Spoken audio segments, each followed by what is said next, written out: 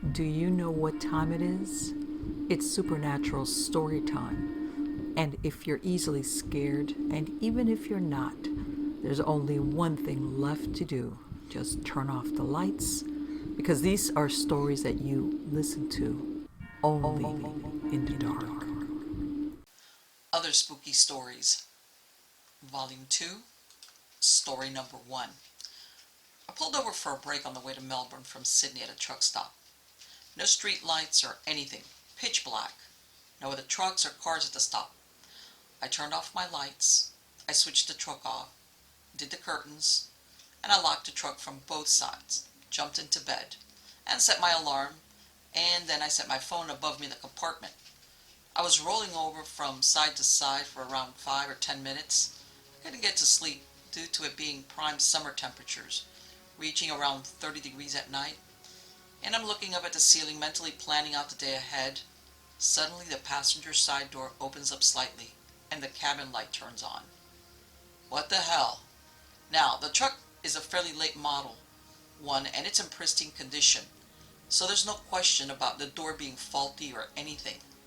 I just sat there for what felt like an eternity, expecting someone to come up and see me sitting there with a solid rod in my hand that we use for tightening belts. No one came up, nor was there any noise at all, just quiet, eerie silence. I grabbed my torch and jumped down, walked around the truck. No other trucks were around, nor were there any cars. It was just me and my fully loaded B double. After around 5 or 10 minutes, I locked up and went back to bed. I woke up the next morning, yawned, fixed myself up along with the bed, opened the curtains, and what do you know? There's a cemetery next to the stop where I parked. Hunger and laziness all escaped. Upon realization, I grabbed my keys, put on my shoes, put on my pants, switched the truck on, and just got the hell out of there as soon as possible. Story number 2. I have an Aussie story for you. My friend's dad was a trucker out of Perth, and this is the only story I've heard that really gives me the creeps. So he's driving back to Perth in a convoy with a mate of his, back to back, through the night, through the Nullarbor. If you know anything about Aboriginal legend, the Nullarbor is where the ancestor spirits walk, and also prime Yowie country. They radio each other because they realize they need to rest up and decide to sleep through to dawn and make Perth in the morning.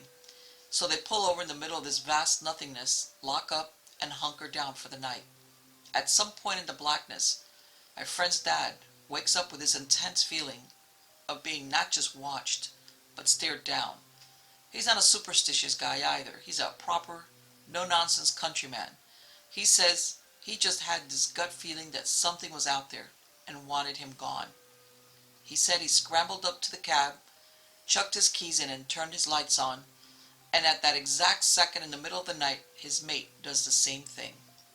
Both trucks roared to life, and they took off down the highway without a word spoken between them.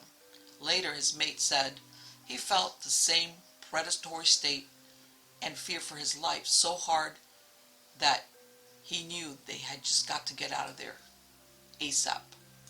Story number 3. I grew up in rural Michigan and went camping a lot with my friends and family when I was younger.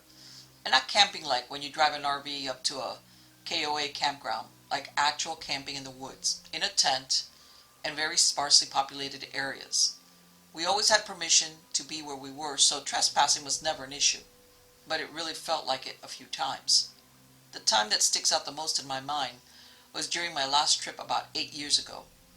I took some time off work and went to visit some old friends that I hadn't seen in a while. They suggested going camping for a few days on some property one of their family members owned, mainly to hunt on, which I was fine with. Basically, we just planned on hanging out, drinking, and catching up. Everything was fine the first 2 nights, but the last night we were there got kind of weird. I ended up turning in early that night, while the other 3 I was with stayed up drinking more around the bonfire. As I was drifting off to sleep, I started to get that feeling where people have described it, that it's just uncomfortable, like something wanted me to leave or I was being watched. I just shrugged it off as my tired mind going to strange places, But then I started hearing what sounded like slow, careful footsteps creeping up in the dead leaves behind my tent. Immediately, I assumed it was one of my buddies fooling around with me and prepared to say boo or whatever they planned on doing. Only that never happened.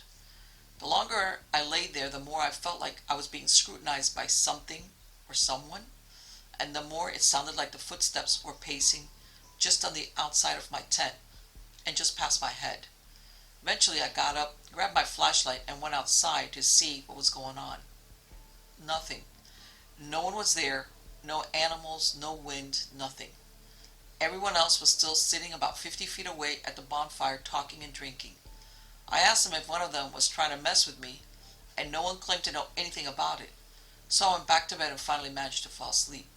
In the morning, I talked to them about what happened, and they all denied any involvement. But the consensus was that they also felt like someone was watching them from the surrounding woods, and at one point they heard what sounded like heavy footsteps stomping up to the bonfire from behind them.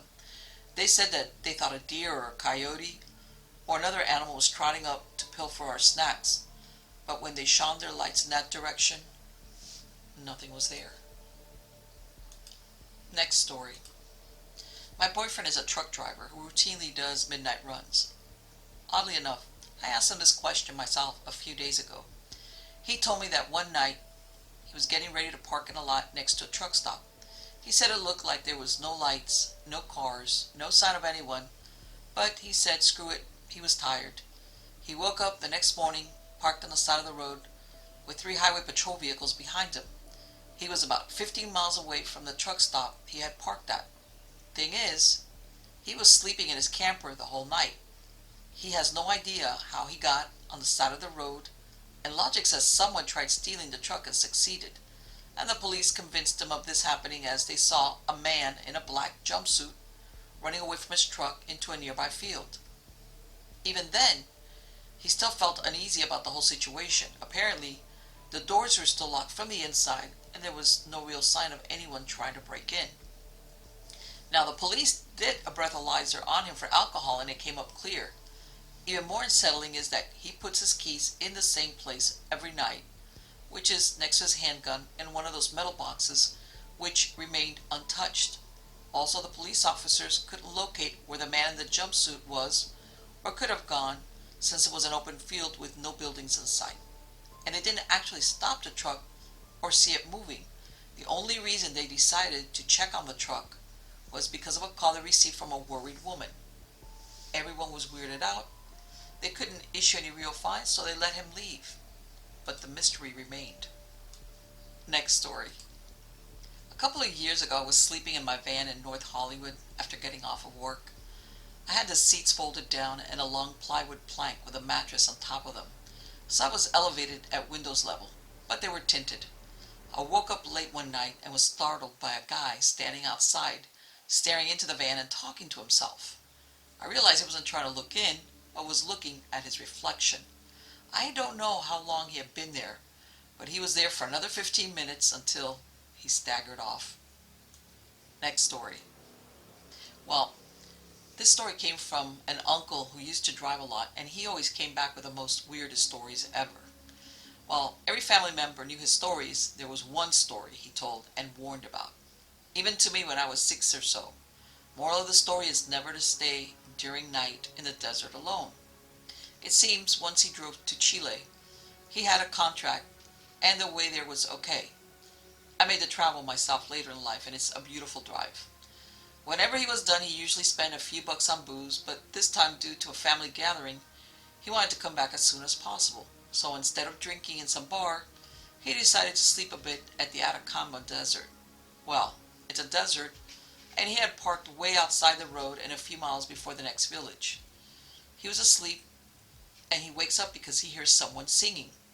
He's confused and thinks it's the radio, but the radio isn't on. Then the singing stops and it sounds more like a scream of help.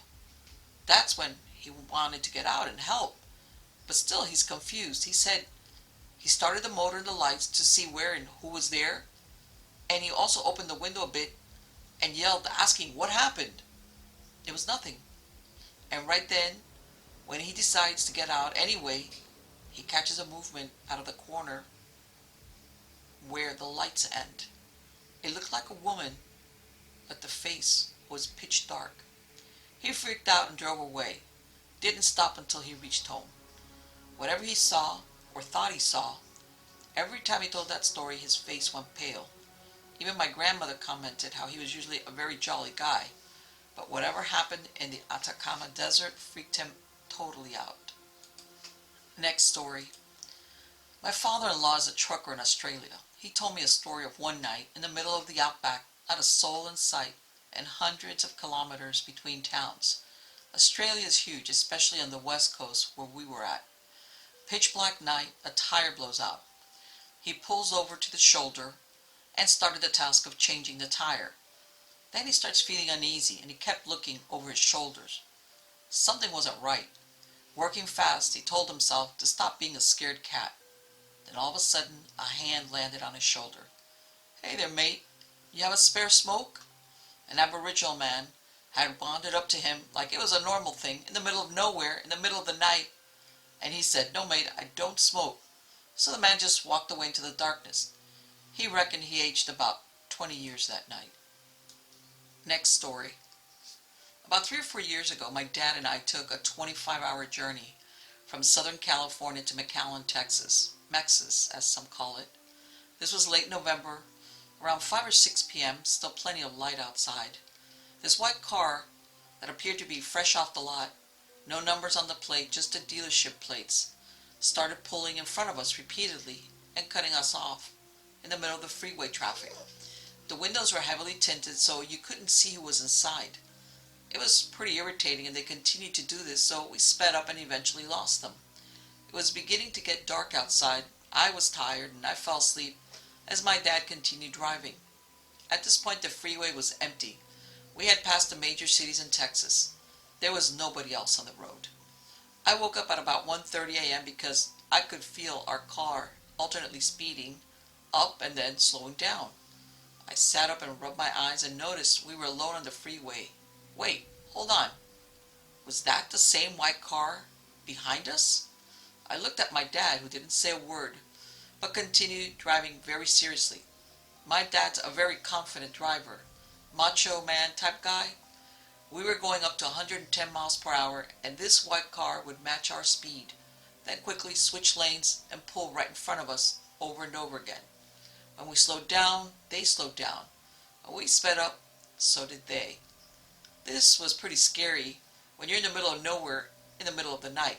Obviously, I'm panicking. I was like 19 years old. Like, what's happening? Are we going to be okay? I don't know what they were trying to do. It was like a game of cat and mouse, my dad said. I guess this had been going on for about 30 minutes. So my dad decided to end this once and for all. And he starts gunning it way fast, close to about maybe 120 miles an hour, until they're out of sight, which worked. He took us off in the closest exit, pulled off the road. We went under an underpass. He switched off the lights, killed the engine, and took a gun out of his center console. He got out of his car and just stood there. My dad's a very calm, stoic man, an ex-cop who never shows emotion. I was convinced we were both going to die, or I was going to be brutally kidnapped by the cartel or something. About 2 minutes later, slowly, I hear gravel beneath wheels. My heart froze, and I saw the white car, eerily slow, exit the freeway and turn the corner in the road towards us. The light shone directly on us under the overpass, illuminating my dad, firmly positioned, both hands on his gun, pointed directly at them.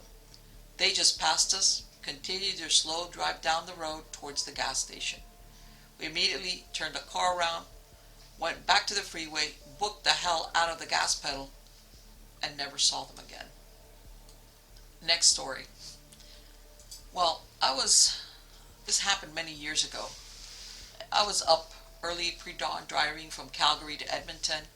It was a beautiful morning as the sun came up, but it was still at that dark dawn stage.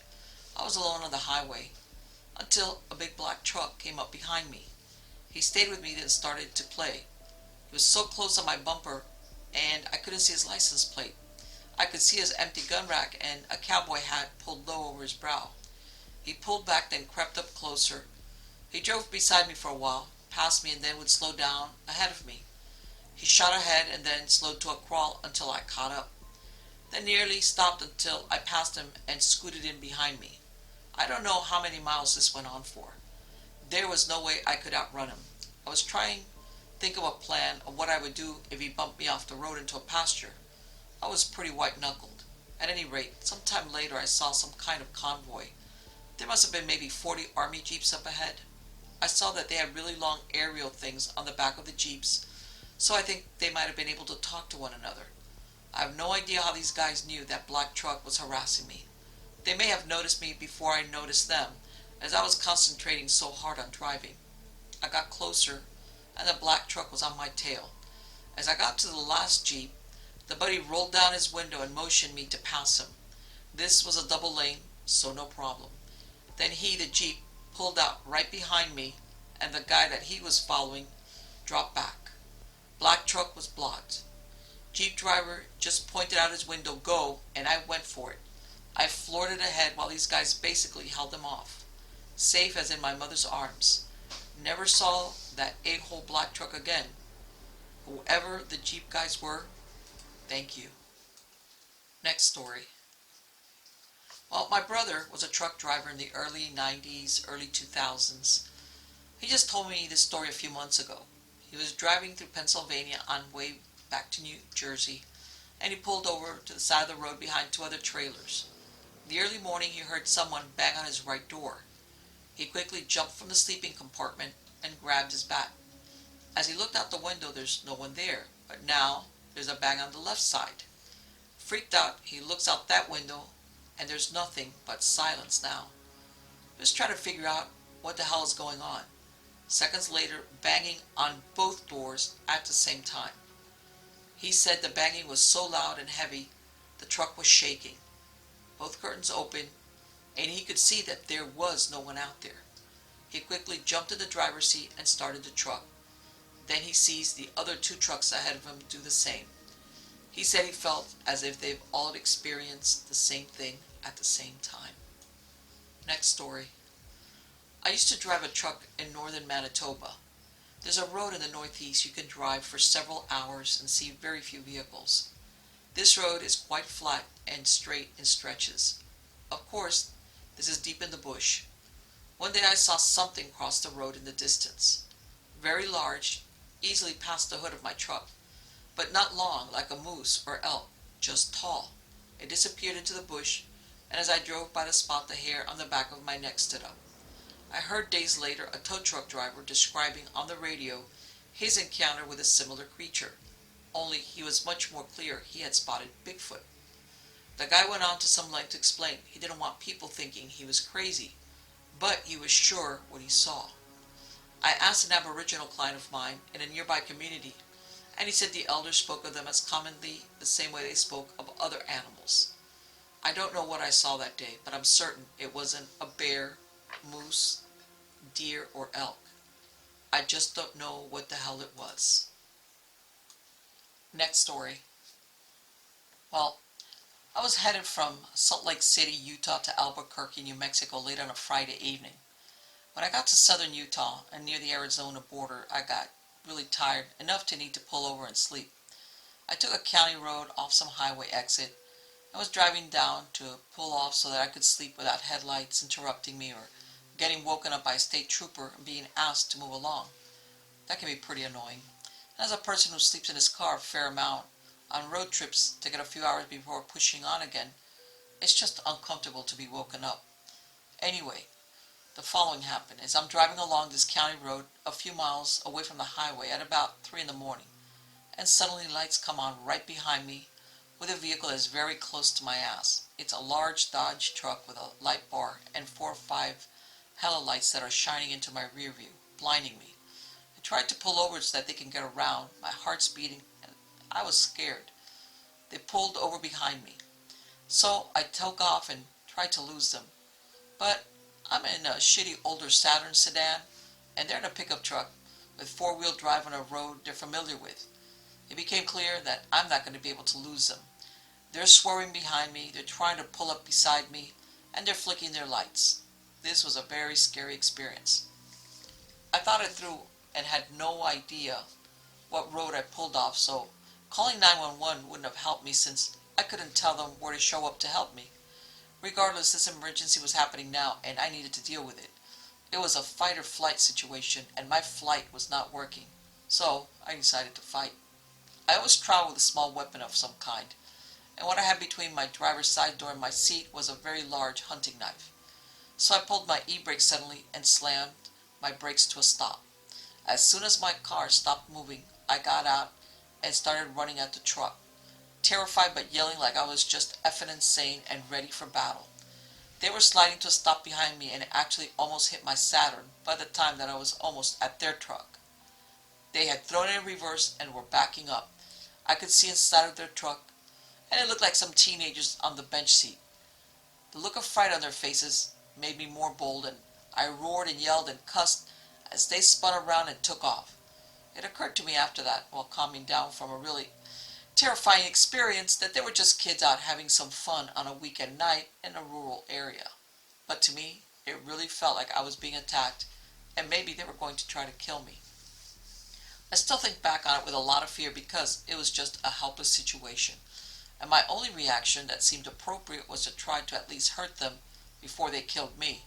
So somewhere out there now, 10 years later, or a group of young adults in their mid-20s to late 20s who have a crazy story about some redneck who turned the tables on them and charged them with a knife while they were just having a little fun. Next story. My grandma was a truck driver who delivered all sorts of things across the U.S. She had all sorts of interesting stories, but the most intriguing to me was a time her and her husband, they truck drive together, stopped at a rest stop late at night. My grandma had gotten out of their truck to use the restroom. On her way out leaving the restroom, she decided to walk around the rest stop. She described the area as a sidewalk that went around in a full rectangle with shelters, playgrounds, and other things in the middle. There was a man at the end of the sidewalk my grandmother had seen. At first he looked like any other truck driver until he jumped and hid behind a post of one of the shelters. Freaked out, my grandma decided not to walk any further along the sidewalk. She said the man kept sticking his head out every 20 or so seconds to see if she was getting any closer to him. Frightened, she decided to cut through the middle grass area to get back to their truck. The man peeked out again and saw she was gone. My grandmother said he then ran in the opposite direction from her with what looked like a knife and jumped a fence. She hauled ass and left the truck stop ASAP. Next story.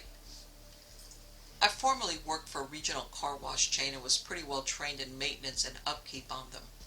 One of my managers also owned some self-service bays scattered across the Midwest. I'm not sure what the company thought of it, but they were usually in small remote towns and never competed with anyone, so I don't think they cared too much. Anyway, I would drive all around the Midwest every few weeks to deliver the chemicals to these places and do upkeep for him. The first time I went up to North Dakota, I was coming back and passing through a pretty remote area of Wyoming, and it was getting pretty late and I was having trouble staying focused, so I decided to pull over and sleep in my truck. I drive a crew cab and would usually just push the seat forward and sleep on the back bench. I was off a state highway just south of Gillette and there was no traffic passing, just some train tracks. Now, I'm a pretty heavy sleeper, so almost nothing will wake me. I'm also an early riser. So I woke up about 4:30 a.m., put my boots back on and slipped into the driver's seat to take off. It's dark as all hell and super windy. I get to driving down the road and I hear a banging coming from the bed. I looked behind me and didn't see anything, so I kept driving. Then, on the road, I hear more banging, and I see a hand hitting the back window. I stopped, got out to find a homeless guy laying in the bed of my truck. Turned out he had hopped a train and jumped off a few miles from where I was and wanted a place to sleep out of the Wyoming wind. I ended up giving him a ride to town. He was a pretty nice guy and we both laughed about it. Now, there was another time when I drove down to Texas. I was coming back up to Colorado and once again it was getting late and I was tired. I was up in the Panhandle, probably north of Dumas, and I pulled over into this tiny little gas station. It only had a few lights over the lone gas pump. Not a soul around. It was raining pretty heavily, and this time I had stuff in the bed. I'm a heavy sleeper, right? Now, the sound of the summer rain in rural Texas put me to sleep pretty damn easy. But about 2 a.m. I woke up to knocking. I looked around, didn't see anything, and assumed it was the wind or thunder or something. So I start to fall asleep again, but boom, it happens again. It sounded like metal tapping on metal. So I put on my boots, my rain jacket, grabbed my backlight, and stepped out of the truck to look around. Nothing, not a soul in sight. Got back in, fell asleep again about until 3:30 a.m. Again, banging. This time, I'm just pissed. I can't sleep. I grabbed my shotgun and stepped out and said, "Stop banging my truck!" The rain got heavier and I fell asleep again until my alarm went off about 4:45 a.m. When I woke up, I started to roll forward but realized there was something that had come out of my bed and was on the ground by where I had parked. I grabbed it and see something in the ground from the field that I was parked next to. I see a set of footprints on the ground. Not mine. I wear true cowboy boots with a pointed toe. These were square-toed. I got back in my truck and drove like a bat out of hell until I hit the New Mexico line around the time the sun was coming up. I've never been able to explain that. Nothing was in that field. Not a house, a farm, a factory, nothing. Next story. My dad was a trucker for many years. One time he told me he'd stop at a mandatory way station somewhere at night that was refurbished from an old train station. My dad parked the truck, got out, and noticed that someone was walking along the train tracks with a light. It was really late, so my dad called out and asked if he was okay. The man kept walking. My dad said he had a lantern in his hand. Called out again and the man never turned around. He went into the office and told him that there was some drunk guy walking the train tracks, and the guy behind the desk nonchalantly said, "Yeah, was it this guy?" and pointed to an old-ass picture on the wall. It was a picture of all the rail yard guys from like over 70 years before. Sure enough, my dad had seen one of the guys in the photo. Apparently a lot of people have seen whatever that was and come in asking the same question.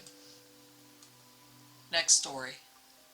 So it's the desert in Australia, and I had just left Marlborough heading north. About 30 years ago, all dirt roads back then, where the pub had a standoff with about 200 pissed off aboriginals who had been walking for a few weeks after a big corroboree down south. The group had caused trouble elsewhere, so the pub went into lockdown. Guns came out from behind bars, and they eventually put down the rocks they threatened to smash the place with and moved on. They rolled a pickup truck with about 15 people in it at the railway crossing, leaving a couple of injured kids and adults behind. A doctor and a helicopter was called, and we also heard that we had the bone pointed at us. That's not good, it's an aboriginal curse. Well, I left at dusk on a motorcycle a few hours later and was going to camp by my lonesome when I realized I had no idea where the group was and didn't want to be caught alone. So I saw this camper and I stopped and asked if I could crash next to them. We had steaks and got ripped off on some damn good hooch. Later on, I went to my tent, went to sleep, and then I woke up and thought that there were dogs scampering around and jumping over the tent, and that there were aboriginals standing outside with spears. There was this weird moonlight shadows on the tent that looked like silhouettes, while somebody was using clapsticks. Complete and absolute feeling of dread is the only way I could explain it. The wind had picked up quite a bit, but it didn't feel that strong. The clapping was perfectly rhythmic, and I could hear dogs panting like they were 5 feet away. The people who I had stopped to camp with thought I was rocking their truck, and the man got out with a handgun looking for me. He was equally freaked and only calmed down when he realized I was still in my little pup tent. We chatted in the morning, and he heard dogs and clapsticks too, and his missus was in tears when he got out with a gun. Man, it was one freaky, uneasy night's sleep. I looked in the morning, and we were in low salt bush, just scrub, no trees anywhere, and nothing I could see that could explain the clapstick noise. He wasn't some easily spooked dude. He was a manager of an outback pub, and neither am I. I will never be able to properly explain that experience. Next story. I was an owner-operator during the only time I ever got spooked while parked overnight. One of the few times I was actually sleeping and not driving during the night. I was heading down I-25 from Denver on my way back home, at that time to California. I had a drop in Tucson along the way, hence I was on that route to begin with. Somewhere near the Colorado and New Mexico state line in the middle of nowhere, I got too sleepy to drive, so I pulled off the highway onto an off-ramp that was elevated and quiet. I made a decision that pulling onto the on-ramp instead would be more convenient in the morning when I woke up. It was a perfect place to do my 10-hour break. I got into the sleeper, tucked myself in, and stared out the window at the stars in the sky.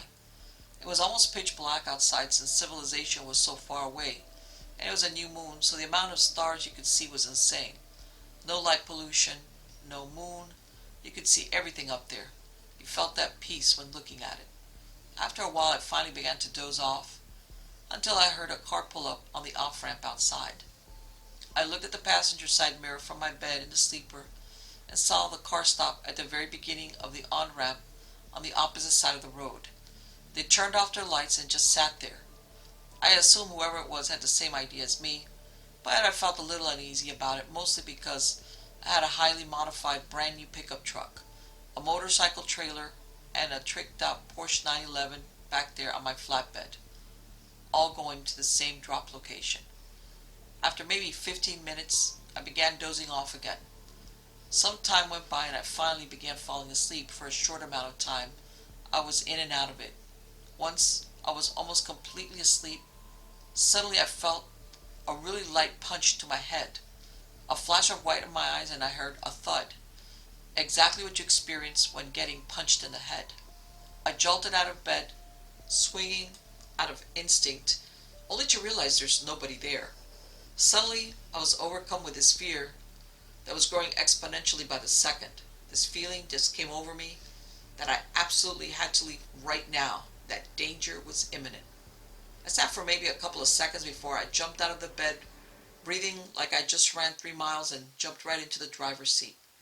The act of putting the clutch down, putting the shifter in gear, flipping my lights on, and turning the key all happens in a flash. I hit the brake release valves on the dash and started tugging on the brakes, which were still in the act of releasing. Upon launching my truck like I'm some kind of wannabe NHRA hotshot, I looked in my driver's side mirror. The chicken lights running down the side of my trailer illuminated pretty much anything within 15 feet of my trailer. I saw 2 guys walking up the side of my trailer, carrying what looked like maybe a shotgun or a steel pipe. I didn't get a good look because the only thing illuminating them was amber-colored lights, and also because I was busy rowing through gears like an Olympic boat team on cocaine. And my truck was at 13 speed, so there were plenty of gears to row through, even though I started off in fourth one light. I hauled ass down the highway and kept my eye on the on-ramp in my passenger side mirror as I chugged on down the road. I didn't see a car coming down the on-ramp after me. Either way, I wasn't stopping. In fact, I didn't stop until I got to Albuquerque and parked at a truck stop in town. The next day I called my mom to let her know I was going to be in town later in the evening, since she lives in Phoenix. I casually brought up to her that I almost got hijacked that night. She asked what I had that would be worth hijacking a semi over. She gave me, well, that's your problem right there, bit once I told her. I ended up not getting to Phoenix until the next morning, thanks to the unloading process taking forever down in Tucson. My mom came and picked me up from the truck stop and casually tells me in the car on her way to her house that she called some psychic lady about it. The psychic lady told my mom that a police officer was in the truck and yelling at me to get out of there now. He was very frightened, according to the mystical afterlife lady. My mom asked what she meant by a police officer. She ended up by describing my grandfather to a T, who retired from law enforcement after 47 years before he passed away. She said there was another man in the truck who looked like a farmer possibly. She ended up describing my great-grandfather who served in the Navy, as did I, during World War II, and ended up becoming an over-the-road trucker for 30 years once he got back from the Navy. The would-be thieves were apparently after something red, or possibly orange. The Porsche on the very back of the trailer was red. So apparently my grandfather and his father were in my truck trying to wake me up and warn me that I was about to be hijacked. I don't really believe that psychic medium stuff, but I'd be lying if I said I'm not at least on the fence about it these days. According to her, both my grandfather and great-grandfather have been keeping me safe out there ever since I first hopped into the truck. Whatever the case, I haven't been a trucker in an incredibly long time, but there are some moments where I wonder how I didn't end up dead.